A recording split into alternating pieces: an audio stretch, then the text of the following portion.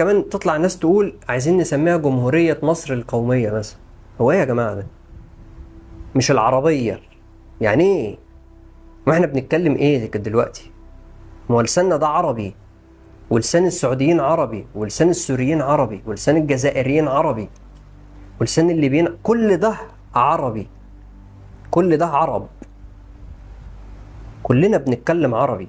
ولكن لسان القرآن هو اللسان العربي المحايد،